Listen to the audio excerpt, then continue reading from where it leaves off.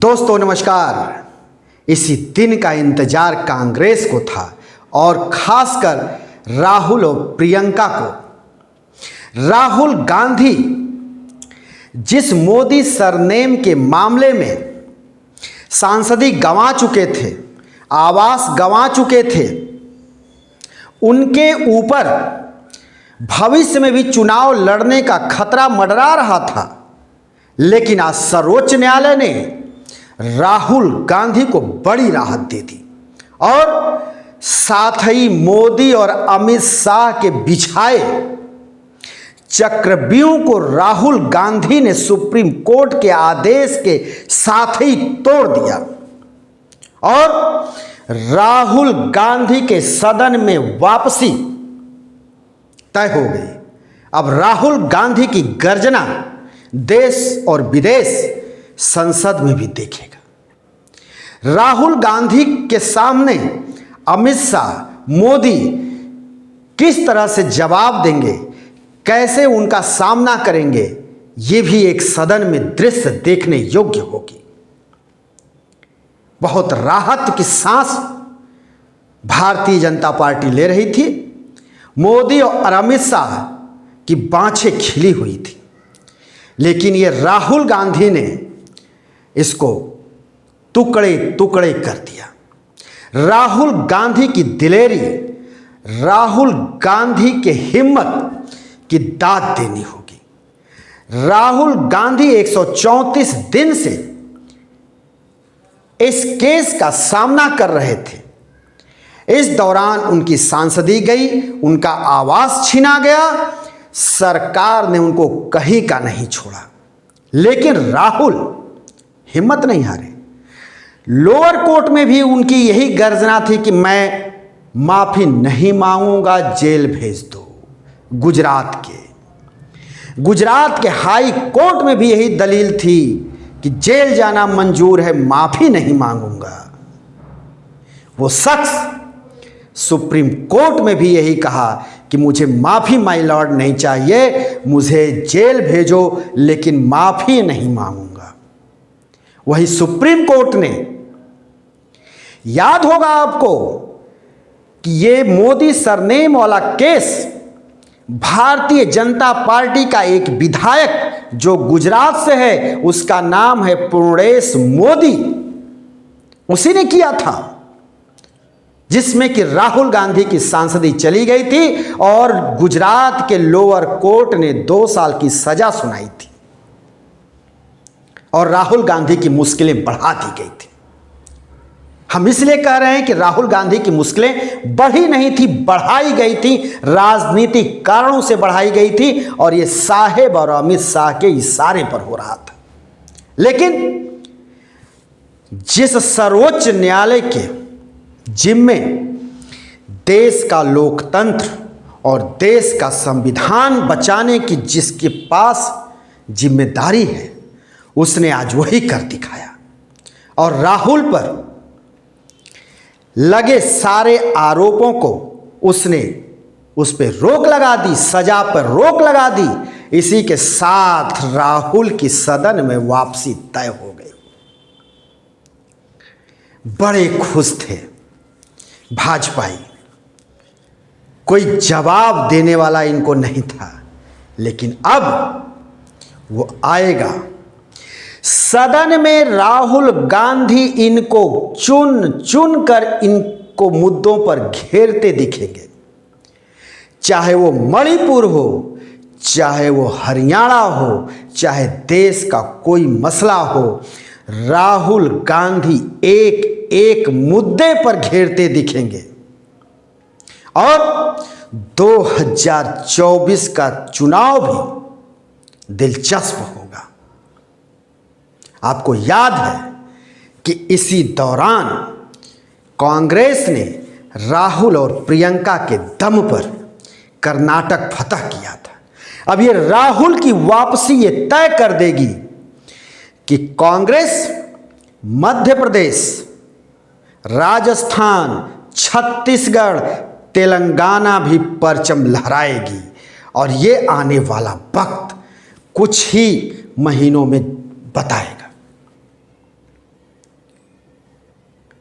आपको पता ही है कि राहुल गांधी ने 2019 के चुनाव के दौरान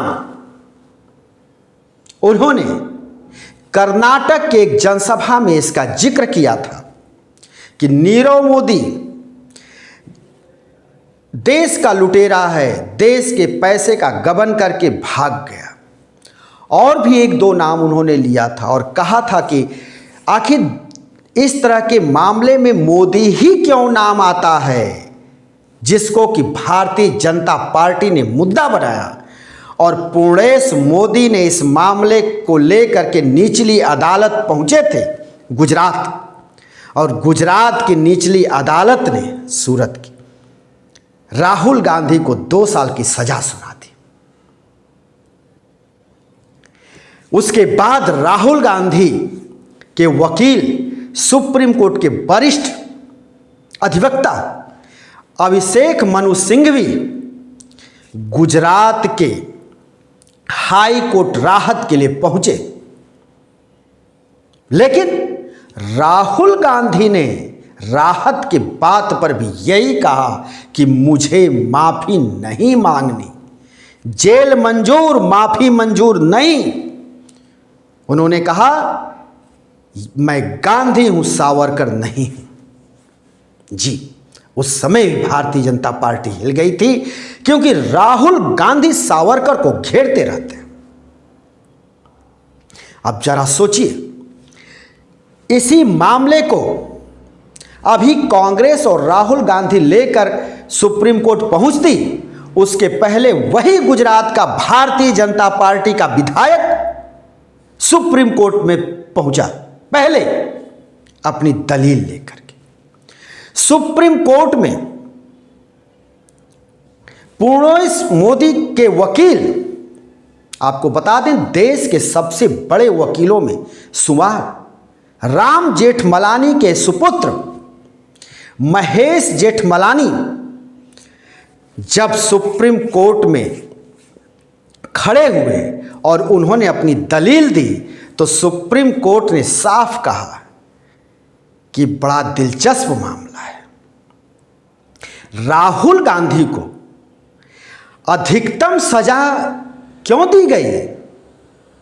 अरे भाई, 1 साल 11 महीने की भी सजा दी जा सकती थी, लेकिन अधिकतम सजा ही क्यों दी गई?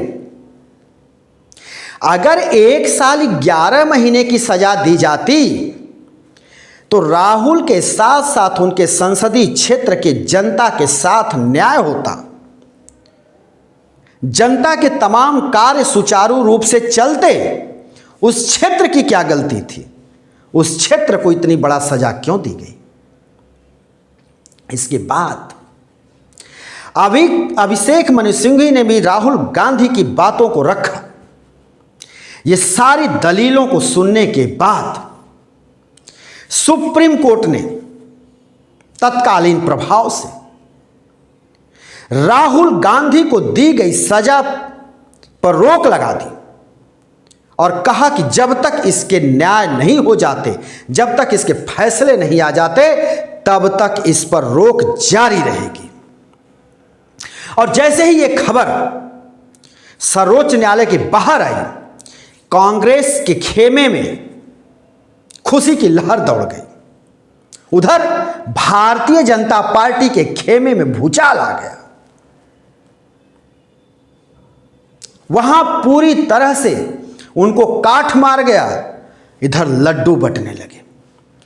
कांग्रेस के कार्यकर्ता पूरे देश भर में रोड पर उतर आए और अपने नेता की सांसदी बहाली होने के खुशी में वो एक दूसरे को मिठाई खिलाते और गले मिलते देखे गए।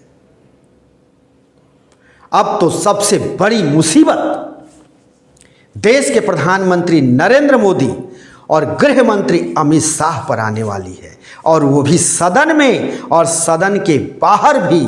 अब राहुल गांधी को रोकना इनके लिए बस की बात नहीं होगी। अब ये इनकी छटपटाहट देखने को मिलेगी और आप देखते भी रहिएगा। दोस्तों, एक निर्भीक, निडर और साफ सुथरी पत्रकारिता लेकर हम आपके सामने आते हैं। आप हर वक्त हमारे इस चैनल को देखिए, द यूट्यूब चैनल को, द पत्रकार टीवी चैनल को। हम फिर किसी नए वीडियो के साथ आपके सामने हाजिर होंगे। तब तक के लिए शिवमूर्ति दुबे को दीजिए इजाजत।